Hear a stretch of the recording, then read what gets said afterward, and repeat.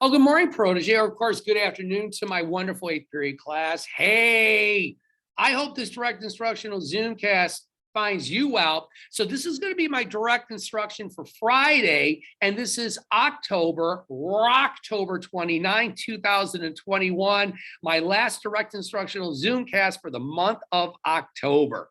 Let's get into it, shall we? You guys know the drill at this point. So I'm going to share my screen with everybody. Please remember, you need the following materials. You need a blue or black pen. You need multiple colored highlighters, correctable tape. But again, in actuality, I don't want you highlighting and cleaning up during the direct instructional Zoomcast. I really want you to provide your undivided attention to the Zoomcast itself. You're listening, you're focusing, and of course, you're taking your copious notes. All right, so you've already dated your notes for today. It's October 29, 2021. And I want you to write down for me our first topic heading. We're definitely going to take multiple sets of notes today, and it's Warren G. Harding's mysterious death. So again, I want to emphasize to everybody that the beauty of these Zoomcasts is the fact that you are working at your own pace. Again, as I walk around the room and I circulate, I monitor your progress, where you're at with the Zoomcast.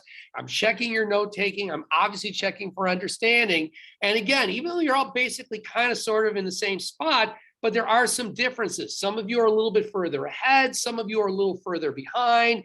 And that's okay. I'm fine with that. That's why I like these Zoomcasts, is that you are working at your own comfortable pace. So we've been talking a lot about Warren G. Harding. We're going to finish him up today. So you learned, of course, about the three political scandals in my last direct instructional Zoomcast. Now I want to talk about potentially the last scandal of Warren G. Harding, and that was his mysterious death. All right, we ready? Here we go. Please write this down. So it's August 2nd, 1923. The place, San Francisco, California, the city by the bay, one of my favorite cities to visit. I've been there 13 times since 2001, have relatives that live on the east side of the bay across from San Francisco, just an absolutely spectacular town. And if you direct your attention to the overhead screen, boy, I love this panoramic shot. This, of course, is the Golden Gate Bridge, which I've driven over on multiple times. This is actually looking south. This is the Pacific Ocean here. This is San Francisco Bay here. And way up over here is the beautiful city of San Francisco. So Warren G. Harding gets out of Dodge. He leaves Washington, goes on a trip out west, visits some of the West Coast states, and is now in California. It's just, again, stressed out from everything that's been transpiring in Washington, D.C. So the story is, Warren G. Harding was under tremendous stress at this point. And the stress primarily focused on, I need you to write this down, his three political scandals that gravely impacted his presidency, and not just his presidency, but also his personal health. So what I'm going to do is I'm going to give you guys a quick overview. Again, it's really important you write this down. These three scandals are significant because it really helps to mold and shape not only Warren G. Harding's presidency, but my ultimate theory is I wonder if it helped contribute to his untimely death. All right, let's get into it. Here we go. Number one. So, of course, one of the first big scandals he had was Charles Forbes in the Veterans Bureau. Yeah, I know you wrote this down last time. Write it down again. This is just a very quick little synopsis, but I think it's important you do that to understand the severity of what was going on in the Harding administration. So again, if you direct your attention to the overhead screen, that's a photograph of Charles Forbes. So Charles Forbes, again, was accused of illegally selling a surplus, excess amounts of medicine to drug dealers. At the same time, he was also accused of selling alcohol, which was often prescribed to our veterans of war. You were allowed, there were legal ways to get around the 18th Amendment prohibition. But he's now taking this, and again, he's able to make money off of it, and he's selling it to criminals, drug dealers, bootleggers. Bootleggers are people who are illegally buying and selling and distributing alcohol. And it ended up costing taxpayers back in the day $200 million. You convert that to today's currency, you're probably getting closer to the $1 billion range. That's a substantial amount of money. So what's the outcome? So Charles Forbes finds out that things are starting to get tight. And he's realizing that, again, the wagons are being circled around him. So what he does, he actually escapes temporarily to Europe, returns back to the United States, is arrested, put on trial, found guilty of accepting bribes, basically from drug dealers and bootleggers, and ends up being sent to prison for 2 full years. So the question is, who's to blame? Well, again, obviously Mr. Forbes was responsible for it, but something to think about. Who put Mr. Forbes in this position to begin with? And the answer was he was appointed to the Veterans Bureau by Warren G. Harding. So did Harding have anything to do with what was going on with the Veterans Bureau? Probably not. But it doesn't matter, folks. It doesn't matter because Harding was the one who put him in charge. And that's the bottom line. Scandal number 2, please write this down, involving Harry M. Daugherty, Attorney General, our nation's lawyer. Remember, Harry M. Daugherty, if you direct your attention to the overhead screen, that's a photograph of Mr. Daugherty. Daugherty, of course, was the one who discovered Warren G. Harding in Ohio, thought he looked presidential, boom, kind of molded and shaped his political career leading up to the White House. So what was Mr. Daugherty accused of? It's called pay to play. He was accused of accepting bribes. Remember that people were put on trial in federal courts. He would accept bribes in return for not really prosecuting them to the fullest extent of the law. And often these individuals would get off and they would be considered, or they would be rendered, their verdict would be innocent. So what's the outcome? So the outcome with Mr. Daugherty was twice he was put on trial. Both times the trials result in what we call a hung jury. A hung jury means, and you should draw a line off to the side. Again, I'm seeing a lot of you getting much better as I walk around the room. You're adding more oral notes. I need to see all of you doing it now at this point. Don't just be focusing on the main notes at this point. You're going to start to see more and more assessments focusing on the oral notes as well. Hung juries means that they couldn't come up with a decision. They couldn't render a verdict. So he was never convicted. But it doesn't matter because now, once again, the question is, who's to blame? It's really obvious that Mr. Daugherty was up to something, the fact that he was twice put on trial. The question is, how much did Warren G. Harding actually know?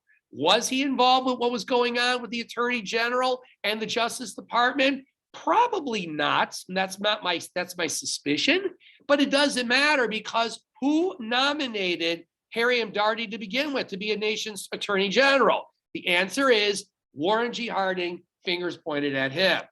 So then you got your third scandal, and this is the big one. And that, of course, was the scandal involving Albert B. Fall. He was the Secretary of the Interior. He's in charge of all the public lands in the national parks of the United States of America. And again, we always want to associate a name with a face and a face with a name. That's Albert B. Fall. So Mr. Fall was accused of leasing or borrowing public land that had oil reserves on them. Remember, Elk Grove, California, Teapot Dome, Wyoming. And then in return, he's leasing these public lands that belong to the taxpayers. And he was accepting, he called it gifts. They were nothing more than bribes from, again, 2 oil companies, the Pan American Oil Company and the Mammoth Oil Companies. So the bottom line is, what's the outcome? Mr. Fall is put on trial. He is found guilty of bribery, of accepting bribes. He called them gifts. No, they were bribes. And he ends up spending 1 year in jail. He is the first cabinet member of a president to go to federal prison. So once again, the question is, who's to blame? And the answer is Warren G. Harding. Was Harding involved with this? Was he involved with accepting bribes from oil companies and leasing these public lands in Teapot Dome, Wyoming, or Elk Hill, California? And the answer is probably not. Doesn't matter. He was the one who nominated Albert B. Fall to be Secretary of the Interior. And so now the fingers are being pointed at Harding. So in 1930, so what happens is Harding goes to bed on August 2nd. And let me go backwards a little bit. I want to have this photograph up. So he goes to bed on August 2nd. He's not feeling good. He had a fish dinner, actually. He was staying at some fancy schmancy hotel in downtown San Francisco. He's with his wife, Mrs. Harding, complaining about indigestion. He just wasn't feeling right. They always have a doctor traveling with the president, looks him over. He's running a low-grade fever, might have food poisoning, possibly. The doctor doesn't think it's anything serious. Harding lays down to rest. His wife is reading a book to him. She asks him if he's okay. He says yes. And the next thing you know, he just dies unexpectedly. And so initially, they determined that the cause of death was probably natural causes. Maybe he had something going on with his GI tract. Maybe it was a burst appendix. He was complaining about indigestion.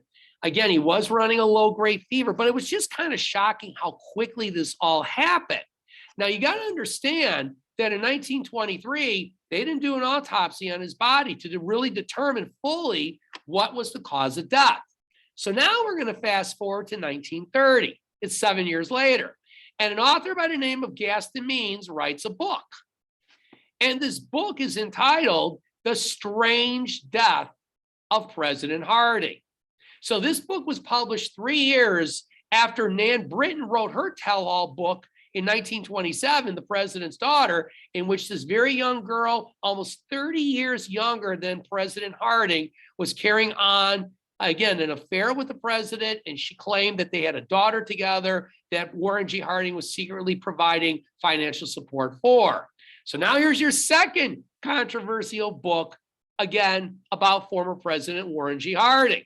And if you direct your attention to the overhead screen, that's an image, I should say, of the book cover, The Strange Death of President Harding, not to be confused with this Dr. Strange, but that's another marvelous story to share.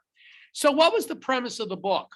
So Gaston Means basically claims that because there was no autopsy done and very hastily President Harding's body was buried, we really don't know what exactly caused his death.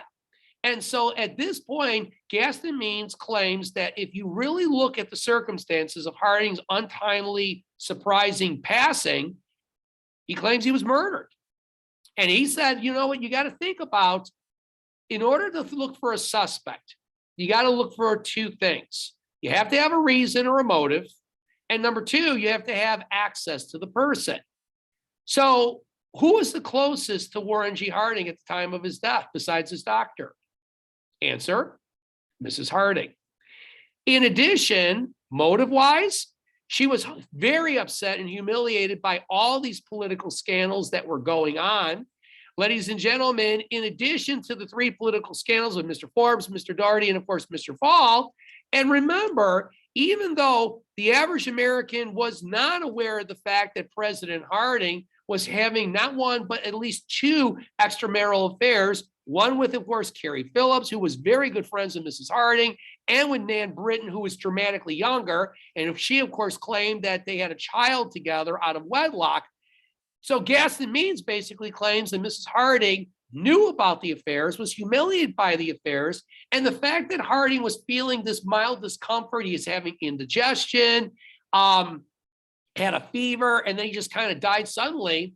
Gaston Means claims that Warren G. Harding, the President of the United States, was poisoned. He was assassinated. And who does he point the finger at? Points the finger at Mrs. Harding.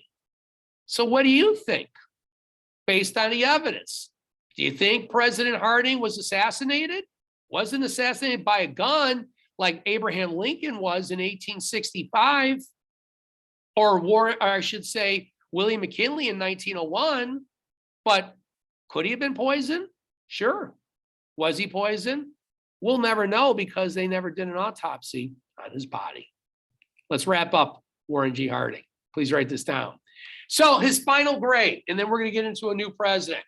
I think it's really important that when you talk about the presidents, you can't just talk about one side. I tell you guys again and again and again, kids, as a historian, you got to tell both sides of the story, the good and the not so good. And then you step back, you don't offer your opinion, you let your students become their own judge and jury. So I think it's important to recognize the good things that Mr. Harding did. Number one, Washington Naval Conference, 1921. Was it successful? No. But it was a move in the right direction because we're trying to demilitarize militarism, the building up of one's army and navy. That's one of the big reasons why there was a World War I. So in the big picture, it was a good thing. Pardoning Eugene Victor Debs in 1921 after being in federal prison for several years for breaking the Espionage Act in 1917 when Debs was criticizing the Selective Service Act, which basically created a military draft for the United States entrance into World War I. His appointment of William Howard Taft as Chief Justice of the Supreme Court, it fulfilled a lifelong dream of the former president who was very unhappy being president of the United States from 1909 through 1913, but Taft loved being Chief Justice of the Supreme Court. This one's huge. I'd put an asterisk by this. Do you realize that Warren G. Harding was the first president to go to the Deep South, the former Confederacy, to speak up for civil rights for African Americans? You would have never seen Woodrow Wilson do this. I would have drawn a line off to the side, add an oral note. Wilson would have never done this because Woodrow Wilson was born in the South. He was a bigot. He was a blatant racist. He made no bones about that. Yet Harding's considered such a terrible president, but here he's speaking out for African Americans. Was it because of his potential lineage and ancestry? Maybe. Was it simply because Harding really felt strongly about civil rights? The only person who really knows the answer to that question is former President Warren G. Harding. But then you've got the bad things about Harding. You've got the political scandals. Charles Forbes in the Veterans Bureau, Harry M. Daugherty as Attorney General in the Justice Department, Albert B. Fall in the Teapot Dome scandal, these members of the Ohio gang. No, that's the Our Gang, kids show from many, many decades ago. But the bottom line is, again, was Harding involved with those political scandals? Probably not, but it doesn't matter. He appointed those individuals to those positions of power, and ultimately the finger is pointed at Warren G. Harding. So what's my final grade for Warren G. Harding? Please write this down. Warren G. Harding goes down as one of the worst American presidents in history. My final grade, and again, I'm weighing the good with the bad, kids. I really like the fact that he went down to the Deep South and spoke up for civil rights. That's a huge positive.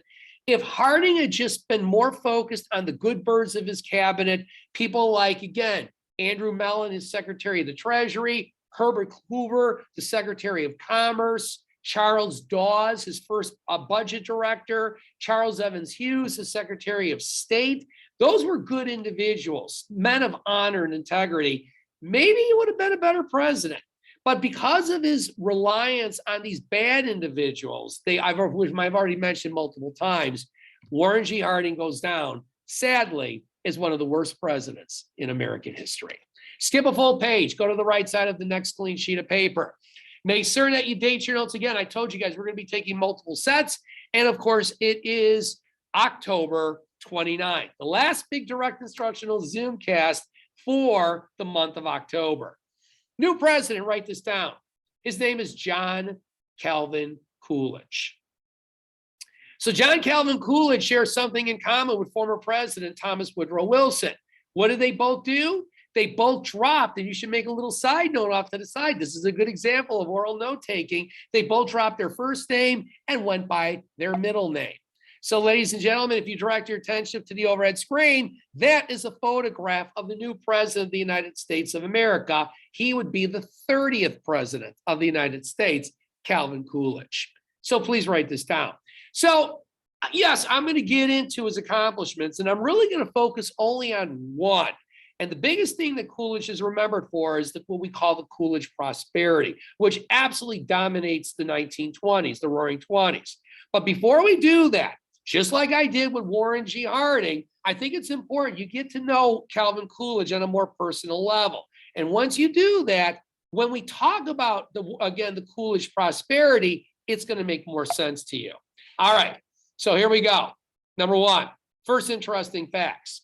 So Calvin Coolidge was a very laconic individual. Laconic means a person of few words. And even though he was a person of few words, boy, he was a quote machine. He had some of the best presidential quotes that I have ever seen in American presidential history. So I thought I would share some of these quotes with you. You ready? Here we go. Number one, You lose. So the story is Calvin Coolidge is working in the Oval Office, and there was a female reporter that was doing an interview of him. And so she goes to Calvin Coolidge. She says, Mr. President, you got to help me out, sir. I have a bet with my boss that I could get you to say more than 3 words. What do you say? Calvin Coolidge doesn't even flinch. He keeps riding. He looks up at her. He says, you lose. Continuing on. Number 2, Calvin Coolidge was also quoted as saying, a horseless carriage won't amount to much, kind of my impersonation of him. Now, here's what I want you guys to do. Stop the Zoomcast. Draw a line off to the side. You got 30 seconds. Tell me what he meant by that quote. Go. I'm going to continue on. So what was he talking about? He was talking about the automobile, the Model T Ford. He thought it was a fad. A fad is something that suddenly pops up, tying in with a lot of times with pop culture. And as soon as it shows up, very quickly, it disappears. He was wrong. The automobile was not a fad, a temporary thing in the 20s. It's still going strongly in the 21st century. Another great quote. He says, you know, when things are going along all right, it's a good plan to leave them alone. Write that quote down. This quote summarizes his managerial style. It really is. It reminds me a little bit of Warren G. Harding, meaning they both have what we call alligator arms. So I would draw a line off to the side. You want to add this as a side oral note. So when he says when things are going along all right, it's a good plan to leave them alone, he's saying if it ain't broke, don't fix it. The economy, by the time Calvin Coolidge becomes president, was much better. The recession had really eased up. Unemployment had dropped from, again, 12% down to about 2% by 1923. People are working. Stock market is doing well. So he's promoting what we call status quo. Status quo, 2 words, status quo, Q-U-O, Latin, meaning just stays the same. Just keep your hands off. Don't touch it. And again, very different than your progressive presidents. Roosevelt, Taft, and Wilson, much more actively involved in the affairs of the people, in the affairs of big business in America. Whereas in the case of Calvin Coolidge, hands off. So I'm now going to ask you to skip a full page, go to the right side of the next clean sheet of paper. Once again, I want you to date your notes one more time. It is October 29, 2021. And I want you to write down for me video clip Calvin Coolidge.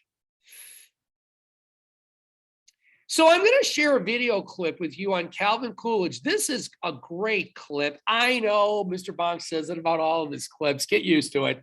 But this one's cool because this is the first president that I'm aware of that we actually have a video recording of him giving a speech. How cool is that? All right, here we go. So I want you to write this down. So I want you to describe for me President Coolidge's speaking style. In other words, as you're writing this down, think about, was he dynamic? Was he extroverted? Was he animated? Was he passionate?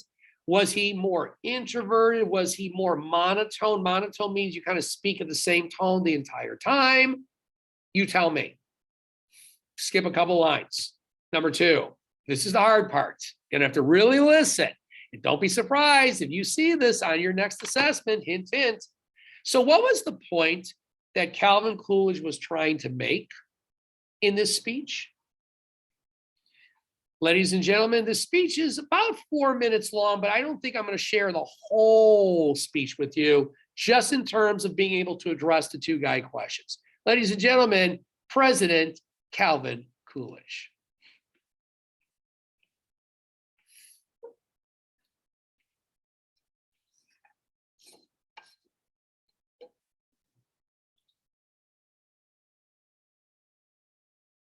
Country needs every ounce of its energy to restore itself.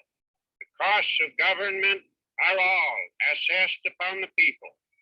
This means that the farmer is doomed to provide a certain amount of money out of the sale of his produce, no matter how low the price, to pay his taxes. The manufacturer, the professional man, the clerk must do the same from their income. The wage earner, often at a higher rate when compared with his earning, makes his contribution perhaps not directly, but indirectly in the advanced cost of everything he buys. The expenses of the government reach everybody.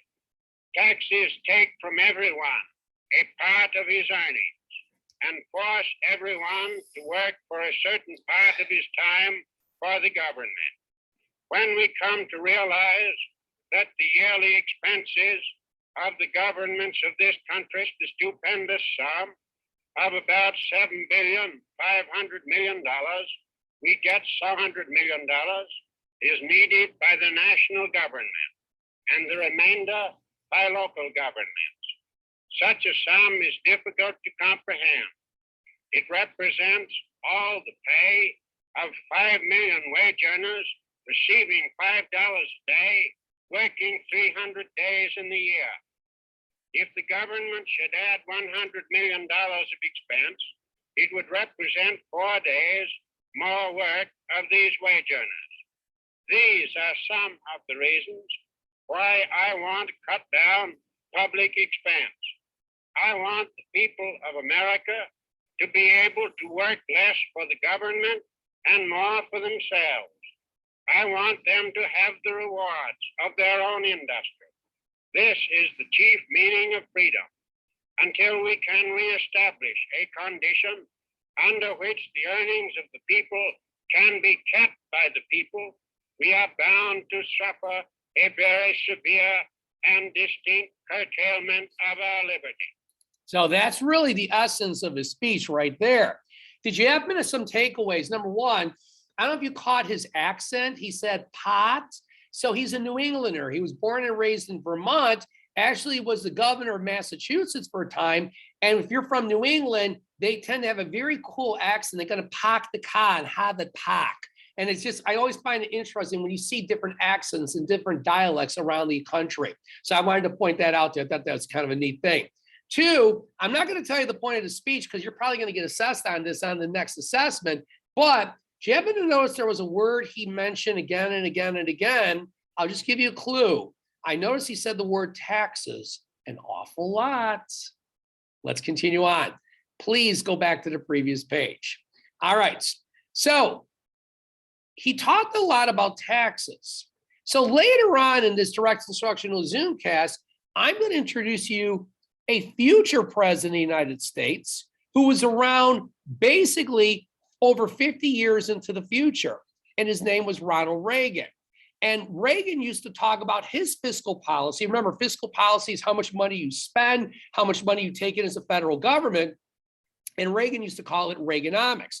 And really the concept of Reaganomics in the 1980s was really based upon what Calvin Coolidge was talking about over 50 years earlier in the 1920s. We're going to come back to Ronald Reagan in a little bit. All right, let's continue on. We're going to skip over this part. Oh, I like this one. Please write this down. Here's a distinction.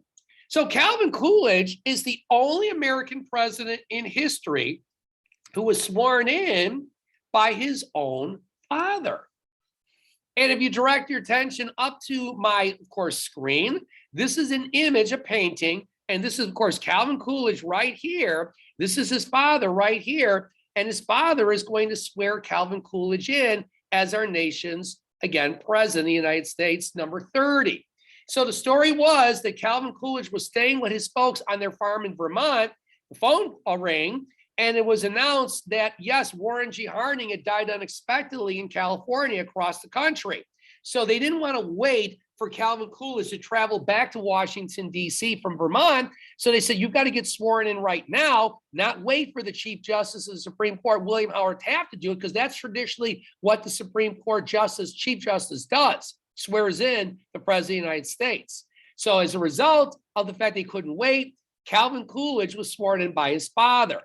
And what I think is really cool, I can write this down, is Calvin Coolidge had a very unique inaugural speech. That's the speech a president makes after they're sworn in. Remember, I've mentioned this before, how again, in 1921, how Warren G. Harding talked about the word normalcy.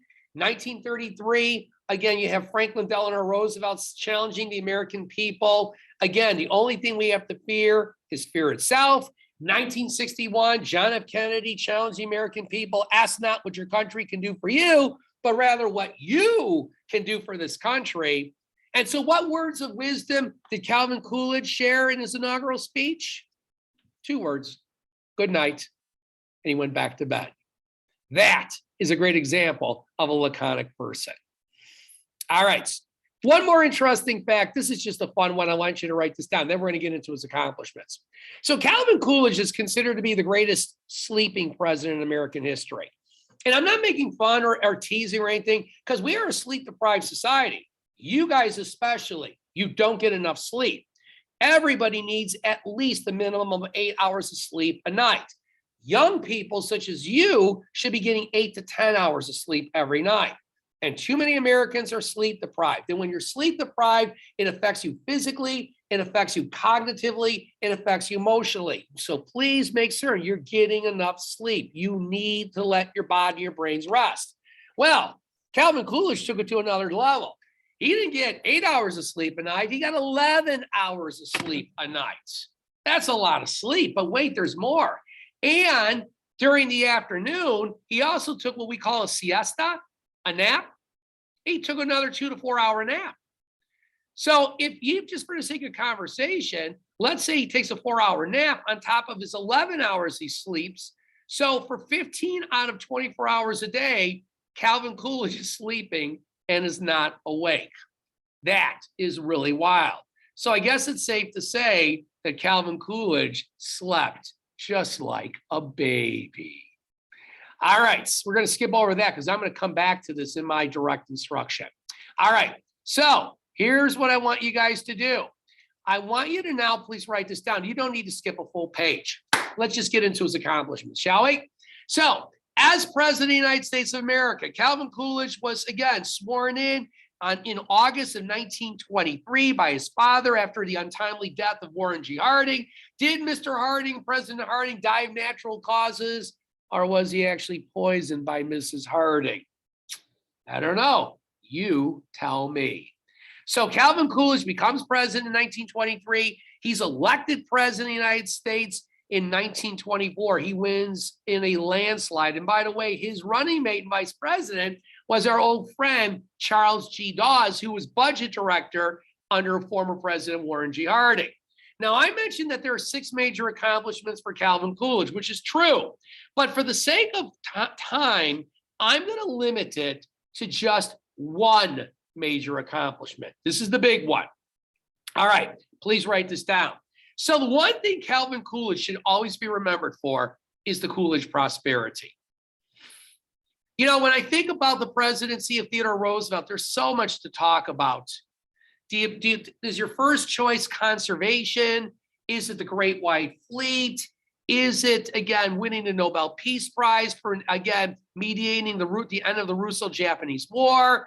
Was it the Roosevelt corollary, speak softly and carry a big stick? There's so much to choose from with Theodore Roosevelt. What about a square deal? It's another one. Calvin Coolidge is easier because to me, the one thing Calvin Coolidge should be remembered for is what we call the Coolidge prosperity. So Calvin Coolidge famously used to say, the business of America is business. And I want you to do me a favor. I want you to draw a line off to the side. I want you to temporarily pause the Zoomcast now, everybody. Take 30 to 60 seconds, and I want you to very briefly reflect on what do you think President Calvin Coolidge meant by this quote, the business of America is business. And you know what? I think this quote still works today. Now, you're going to pause the Zoomcast at this point and write your reflection for me. I'm going to continue on. So if you direct your attention to the overhead screen, this is one of the iconic movies from the 1980s. This, of course, is Wall Street, starring, of course, Charlie Sheen and the great Michael Douglas. A lot of similarities between the big hair 80s and the 1920s. Let's continue on. So I want you to write this down. So from 1923 until Calvin Coolidge stepped down in March of 1929, his presidency was marked by rapid economic growth. It was truly a remarkable time, economically speaking, and a big part of it is what we talked about before, and it's the stock market. A big part of the Coolidge presidency witnessed a stock market in which you are witnessing what we call a bull market. A bull market means the value of the stocks consistently keeps going up, and everybody thinks this is the best way to get rich. So everybody's trying to invest in the stock market. So let's get back to the Coolidge prosperity. So what was going on? Number one, prior to this, so when Woodrow Wilson was president, and even going back to the very beginning of Warren G. Harding's presidency in 1921, we were undergoing what we were calling demobilization. So we were shifting our economy from that wartime economy, which we'll talk about when we get to World War I, to a peacetime economy. So by the time Calvin Coolidge becomes president in 1923, factories are no longer manufacturing war materials like weapons for the war. The war is long over, ended way back in 1918. Instead, now what's happening is you are seeing, again, factories are cranking out consumer goods. Vacuum cleaners, sewing machines, automobiles. Remember, Henry Ford not only was an inspiration in terms of the automobile industry, but his ability to mass produce Model T Fords at an incredible rate in such large quantities and being able to lower the costs as a result of that was copied by other industries. Henry Ford was the role model of efficiency. So again, you're able to produce more vacuum cleaners, more sewing machines, more automobiles. And by doing that, you're able to make these goods more affordable and more people are able to buy them. Now, please write this down. Like Warren G. Harding, and I think, again, everybody always thinks about the Coolidge prosperity and the fact that the economy was doing so well for a big chunk of the decade. One of the things I always do, and I would draw a line off the side, I would add this as a little side oral note, is you got to give some credit to Warren G. Harding. I know he's so maligned because of the political scandals, those personal scandals nobody knew about. And again, it's open to debate. Should he be judged against that? Should he be just simply ignored for that? I'm not going to give you my opinion. I have an opinion, but I've never shared it with students. You have to make that decision. Should he be ultimately judged poorly on those extramarital affairs or not? But it is fair game to judge him poorly on the political scandals. But that being said, still give Warren G. Harding credit because he surrounded himself with really good birds like Herbert Hoover, like Charles G. Dawes, and don't forget Andrew Mellon, in setting that fiscal policy that really helped the American economy recover from that recession after World War I. So what is, again, that President Calvin Coolidge has in common with former President Warren G. Harding? Number one, they're both into big business. The business of America's business, alligator arms, keep your paws off. Let business do their thing. That wasn't the mindset of again, Theodore Roosevelt and Woodrow Wilson, two of the most prominent of the progressive presidents. They're much more involved in big business affairs, whether it's enforcing the Sherman Antitrust Act or the Clayton Antitrust Act.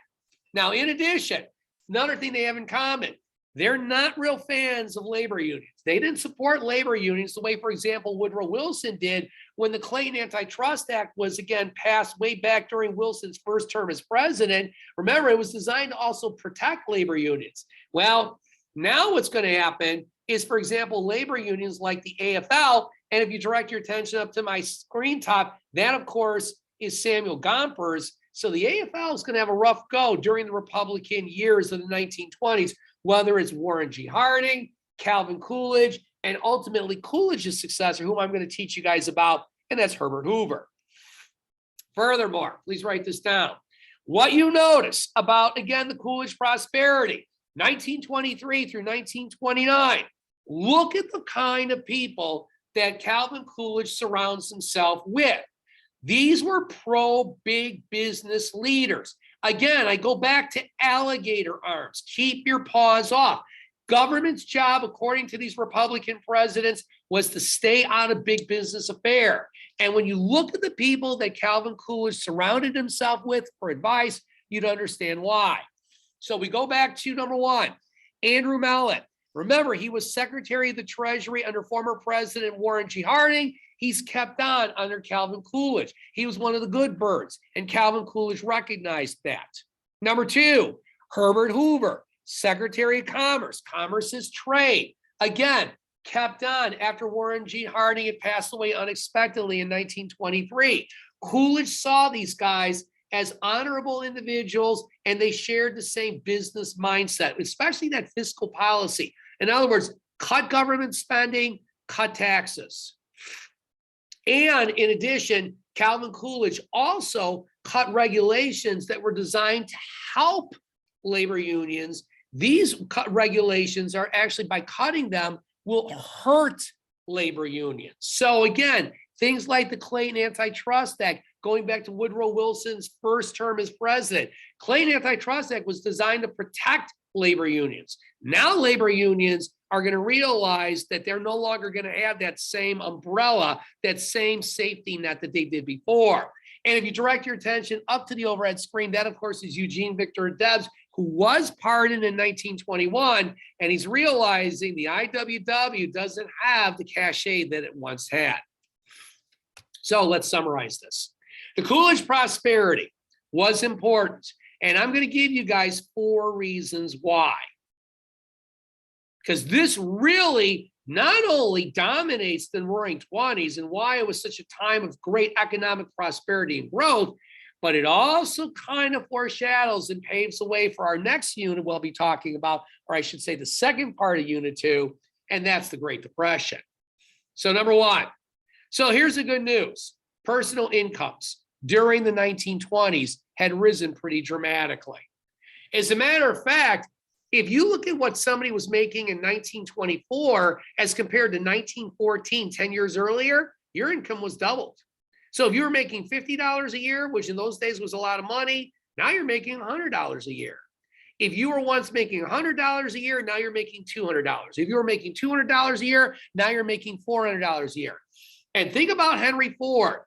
And when I had that quote that I shared with you guys earlier, you pay your workers more, they got extra money in their pocket. What do they do with the extra money? They spend it, they buy things. And every time you buy something, you're creating a job for somebody else. Somebody had to make it. Somebody had to package it. Somebody had to distribute it. Somebody had to sell it. And if you direct your attention to the overhead screen, that's how much, again, incomes rose. As in a former Bull, who's actually now, I believe, part of the New York Knicks. And that, of course, is Derrick Rose. Number 2, you got more money in your pocket. So what are people doing in the 1920s? They're buying stuff. I'm using your vernacular. That's why I use the bunny ears. So what were people buying in the 1920s? Well, you got extra money in your pocket. Yeah, why do you have to worry about the Iceman coming over? Just plug it in. You've got the electricity now. Buy that refrigerator. What about a vacuum cleaner? Why are you still using that old-fashioned broom? The vacuum cleaner does it faster, does it cleaner, and it saves you tick-tock, time. Number 3, why are you fixing those pants with needle and thread? Use a sewing machine. And number 4, with all these wonderful and new inventions, now you've got the time to sit around in your family room, your parlor, as they used to say, your living room, and you'd sit around and listen to the radio, listen to The Shadow. Or number 5, what about just going and buying a car? Because guess what?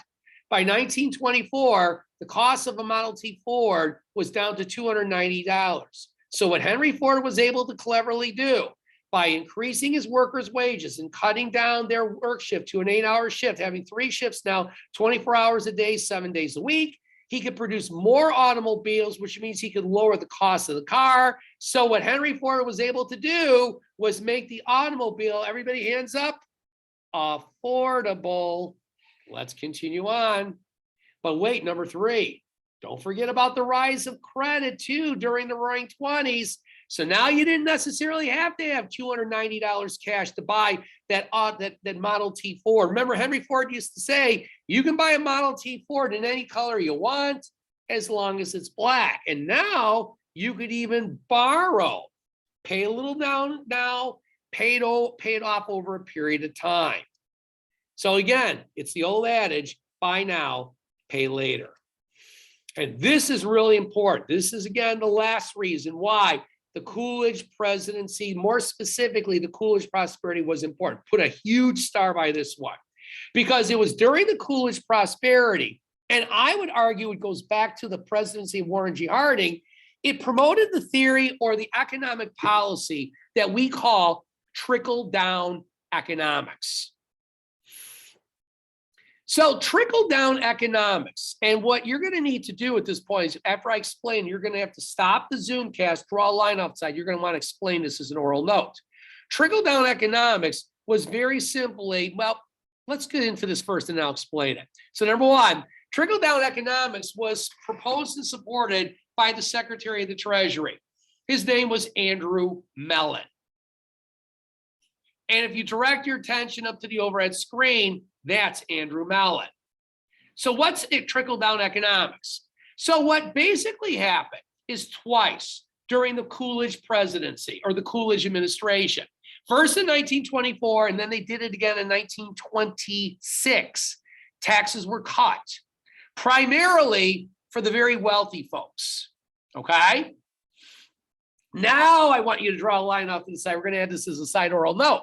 So now, according to trickle-down economics and Andrew Mellon, he said, if you cut taxes for the very wealthy, they already have everything they need. They don't. How many more cars do you need to buy? How many more homes do you need to buy? But what rich people love to do is they want to figure out how to make more money. If I'm worth $1 million, how do I make 2 million? If I'm worth 2, how do I make 4? If I'm worth 4, how do I make 8? And so on and so forth. What's the next big challenge? So if you got a little extra money in your pocket, you're super wealthy. Let's say you're a factory owner.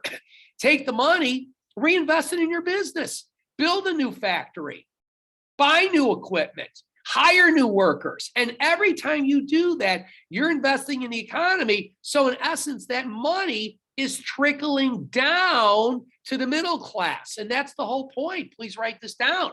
So you cut taxes for the super wealthy.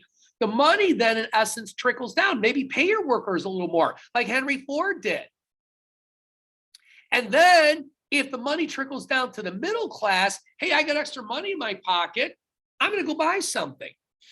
And remember, every time you buy something, you're creating a job for somebody else. And so now in theory, it trickles down to the lower class as well.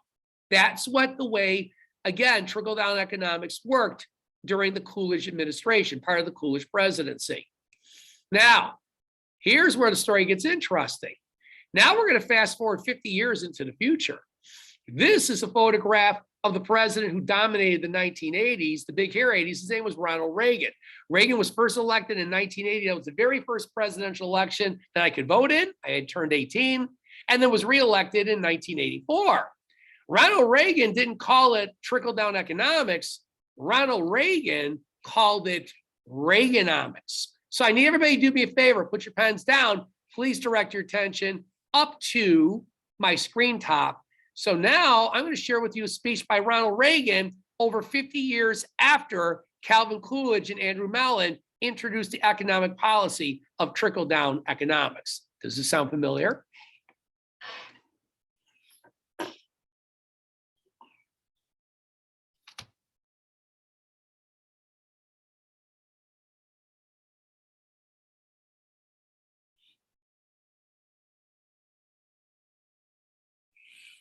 I'd intended to make some remarks about the problem of Social Security tonight, but the immediacy of congressional action on the tax program, a key component of our economic package, has to take priority. Now, the day after tomorrow, Wednesday, the House of Representatives will begin debate on 2 tax bills. And once again, they need to hear from you. I know that doesn't give you much time, but a great deal is at stake. A few days ago, I was visited here in the office by a Democratic congressman from one of our southern states. He'd been back in his district, and one day one of his constituents asked him where he stood on our economic recovery program. I outlined that program in an earlier broadcast, particularly the tax cut. Well, the congressman, who happens to be a strong leader in support of our program, replied at some length with a discussion of the technical points involved, but he also mentioned a few reservations he had on certain points. The constituent, a farmer, listened politely until he'd finished. And then he said, "Don't give me an essay. What I want to know is, are you for him or against him?" Well, I appreciate the gentleman's support and suggest his question is a message your own representative should hear. Let me add, those representatives honestly and sincerely want to know your feelings. They get plenty of input from the special interest groups. They'd like to hear from their home folks. The committee bill offers a 15% cut over 2 years. Our bipartisan bill gives a 25% reduction over 3 years. Now, as you can see by this chart, there is the 22% tax increase. Their cut is below that line, but ours wipes out that increase and with a little to spare. And there it is, as you can see, the red column. That is the 15% tax cut, and it still leaves you with an increase. The green column is our bipartisan bill, which wipes out the tax increase and gives you an ongoing cut. So to summarize, here's Ronald Reagan, 1981, giving a speech, and basically what he's doing, it's history repeating itself. What he's in essence doing is he's doing the same thing that let me rephrase that, the same thing that Calvin Coolidge did in 1924 and 1926 through, of course, Andrew Mellon, and that was cutting taxes. In theory, then the money would trickle down to the middle class and the poor people. So finally, ladies and gentlemen, if you would write this down.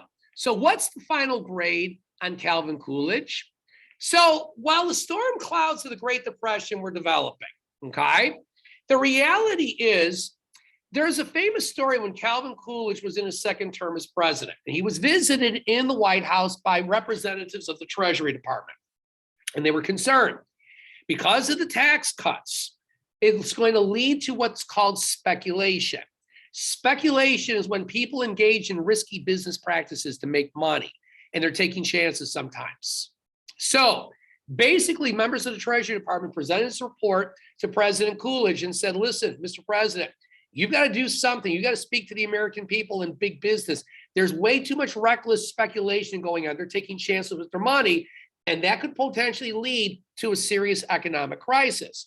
So the story is Calvin Coolidge listened to the words of the Treasury Department spokespersons, skimmed over the report, put it off to the side, and what he did was he proceeded to go down to the basement of the White House. He had received a barrel of apples from a friend of his in Vermont and proceeded to count the number of apples in the barrel. That was more important to Calvin Coolidge than working with Congress to say, hey, the tax cuts, trickle-down economics are great, but if people are engaging in speculation and they're taking chances with their money, whether it's a business or a private or just a person, a citizen, that could potentially lead to something catastrophic. And these ominous clouds basically represent the coming of the Great Depression. So my final grade for Calvin Coolidge is a C-. I feel that too often future President Herbert Hoover is blamed for the Great Depression, which he will. And there were things that Hoover did. We'll talk about that. But the truth of the matter is, if you're going to point a finger at Herbert Hoover for the Great Depression, you'd also better point another finger at his predecessor, Calvin Coolidge. And there you have it, sports fans. So I hope you enjoyed today's direct instructional Zoomcast for today. Again, what I'd like everybody to now do, and I know it's a lengthy one, but I wanted to really make sure I covered this information well with you guys. Take out your correctable tape.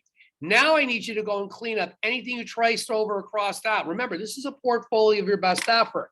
Please remember, I need to see multiple colored highlighters, not just one. Highlight in multiple colors. This will afford you the opportunity of really developing better mastery and understanding the information. But you're not done. Don't close up your ISN. You need to go back now and review your ISN 10 to 15 minutes. You practice for basketball, you practice for cricket, you practice for swimming. Why aren't you practicing for school? Every day, it's no different. Later on, hand your ISN to mom or dad, brother or sister, maybe an aunt or an uncle that had me decades ago. You channel your inner Mr. You teach somebody what was covered today. Was Warren G. Harding murdered? Does it matter? I mean, he died in office. I think it does matter. Did he die from natural causes? Or according to Gaston Means, he was poisoned most likely by Mrs. Harding. You have a new president. You have, of course, Calvin Coolidge. Some interesting facts about him. Again, a man of few words. What about the Coolidge prosperity? What about cutting taxes, trickle-down economics, and how history repeats itself over 50 years later, when during the 1980s, when future 40th president Ronald Reagan basically does the same thing that Calvin Coolidge, our 30th president, was doing. That's what history is. It's not memorizing dates and facts and flashcards. It's being able to weave all these different points together and tell the story. That is how you gain mastery. So I hope you enjoyed today's Zoomcast as much as I love making it. And as I always like to say, the story may have ended today, but the saga is going to continue tomorrow. And the rest, as we say, everyone, is history. Peace out, everybody. Thank you so much. Be well.